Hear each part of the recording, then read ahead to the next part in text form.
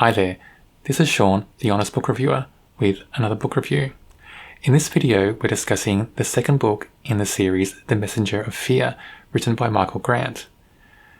This book is called The Tattooed Heart. As I mentioned in the video for the first book, it's not the covers that drew me to this. I was searching for young adult novels to read because I want to read more young adult novels, and these two drew me. And one of the reasons they both drew me is they were both there, so I could read them both quite quickly. But the blurbs sounded interesting, and it sounded like they were going to be dark reads. I didn't realise how dark they would be. I was shocked by that, as I mentioned in the first video. But I do like the fact that young adult novels can be dark. They can go places where I didn't imagine they would go. And I'm just learning more about this genre as I go and read more novels. And I'm surprised by them all. And I am finding that the ones I've read so far have all been fairly good reads. I was so excited to get stuck into this book, just because the first book in the series was so great. I was expecting great character development. I was expecting to learn so much more about this strange world that Mara finds herself in. I wanted to learn so much more.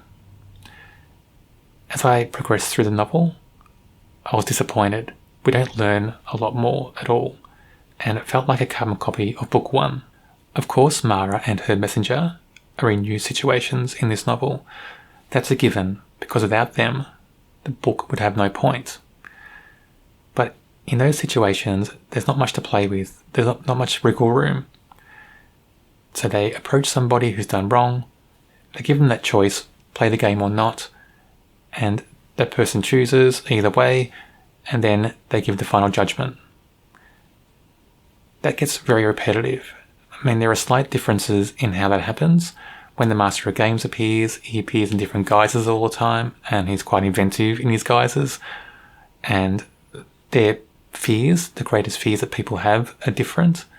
But it's just all the same. It just feels all the same, so you know what's going to happen. Not much else develops in this story for the characters. We see one little bit of lore that's new to us, and that's that a messenger of fear can be put in isolation for breaking the rules. And if they've got an apprentice, that apprentice can be temporarily placed with somebody else. And that happens in this novel. So another messenger of fear, and there are more than one, is put in isolation. And so that messenger of fear's apprentice is given to Mara's messenger to look after for a while. And so for a short section of the novel, Mara has to deal with another apprentice, and she finds his apprentice to be a bit obnoxious and a bit smug, and he really is, and that character is. So that's a slight difference in the novel and a slight new bit of lore that we do learn. So that was, I guess, exciting for that moment. But in a novel that's about 400 pages long, we expect a few more new things to learn. Give us something else. I just felt like the author may have been a bit stuck and didn't know how to progress or how to develop the world that Mara finds herself in. Towards the end of this novel, there are one or two twists. They're not amazing twists, and they're not too surprising, but they're there, so they add a little bit of excitement in the novel and a little bit of change. I won't go into too much detail on them because it will give the ending away too much. But during one of these twists, we do witness a new part of this world. It's called Sheol, and it's their version of hell. Mara has to go there for some reason, and I won't go into why, because it will give the ending away and spoil that. But that, I guess, is the most exciting moment of this novel, and you have to go through almost 400 pages to get there. I think that's a bit of a shame, because it's a long way to get to an exciting part of the novel.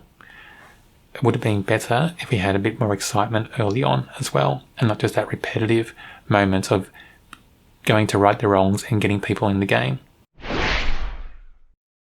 I found it difficult to find characters in the second book to focus on for this section, just because they're just basically the same as book one.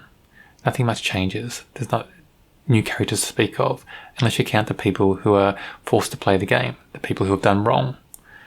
and I don't want to focus on them because they're very one-dimensional. The character that I will talk about, and there's only one, is called Harm, and I don't know if I pronounced that correctly.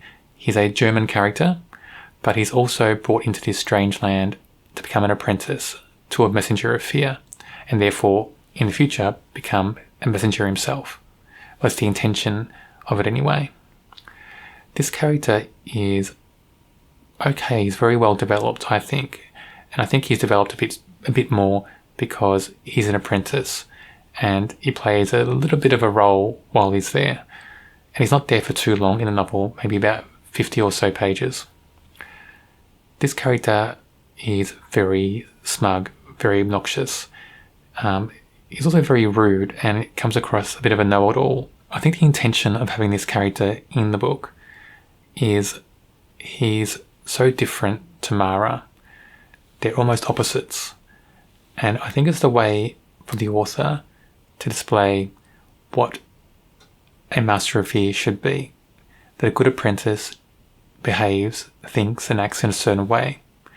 And a bad apprentice acts in the way that Harm acts. And I think that was quite clever, because it gives us clearly the point of view that this other character, Harm, is not going to become a good messenger of fear, where Mara will be a good messenger of fear. Something happens with Harm a bit later on in his section of the novel, and then he just disappears from the story. I think that's a shame and a missed opportunity. The author could have brought him back, and he could have been almost a villain type character in a way against Mara. I thought that would have been an exciting thing to see. While I felt this novel was very disappointing, just because it's a carbon copy of book 1, it's still an okay read, and there's still moments where the book is pretty good, above average. For that, I rate this a 3 out of 5. I think this book had a lot of promise, and if there were some slight tweaks in it, if the author decided to develop certain characters and certain sections a bit more, it would have been a great read, and I think this series could have continued further. As it is, I think there are only 2 books in this series, and I can see why, because after the conclusion of this book, I don't know how would you develop the series from there. It would just be the same sort of repetitive scenes, I think, for most of the book. That whole finding somebody who's done something wrong, give them that choice in the game, and then give them the judgment, right or wrong. Something tells me that this may have been better as a standalone novel. Maybe combine the 2 books together, pull out some bits that we didn't need, and make it one novel. It may have made it a stronger read and a perfect read. The first volume was really good, almost a perfect read. This one dropped down in quality a bit. Will it put me off reading more Michael Grant books in the future? I don't think so. One of the main reasons for that is I discovered that I had 3 of his books on my shelf, and I think I picked up those books at a charity book sale, and they're the first 3 in another series, I think. So I will read those, and then I'll find the rest in the series and try them. If you don't want to miss out on my book reviews of young adult novels, check out my channel and subscribe. Also, check out the young adult playlist. It should be on your screen now.